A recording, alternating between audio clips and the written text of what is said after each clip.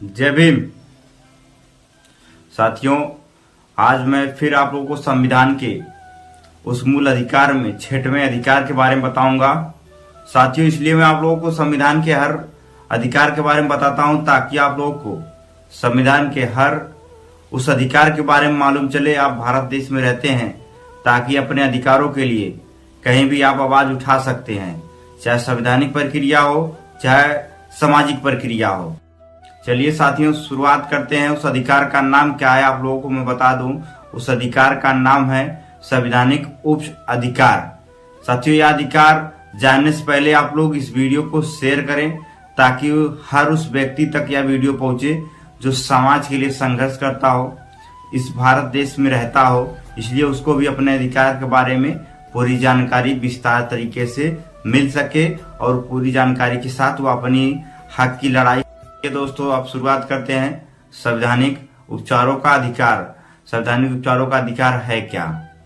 और संवैधानिक उपचारों का अधिकार भारत के सभी नागरिकों के लिए मूल अधिकारों के प्रवर्तन के लिए या उसके उल्लंघन के विरुद्ध और सुरक्षा के लिए उच्चतम न्यायालय में जाने की आजादी देता है। और अनुच्छेद जो 32 होता है मूल अधिकारों के लिए प्रवर्तन करने की आजादी प्रदान करता है। भारतीय संविधान द्वारा इस उच्चतम न्यायालय के अधिकारों को इन के लिए रक्षा के रूप में नामित किया गया है। और उच्चतम न्यायालय के मूल अधिकारों के प्रवर्तन के लिए और बंदी, प्रत्यक्षीकरण, परमादेश, निषेध, उत्प्रेषण अधिकार और परीक्षा प्रदेश राइट जारी करने का अधिकार देता है।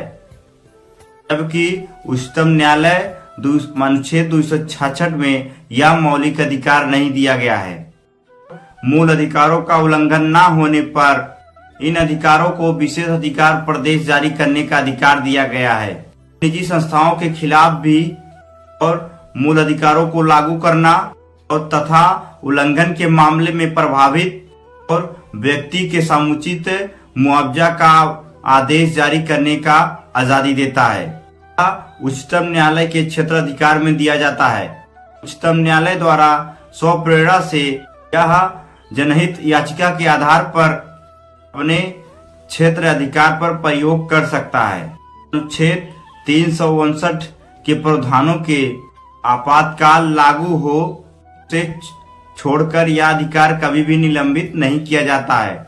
यह भारत के सभी नागरिकों को यह बात पता होना चाहिए। अनुच्छेद 32 की आजादी देता है आपको।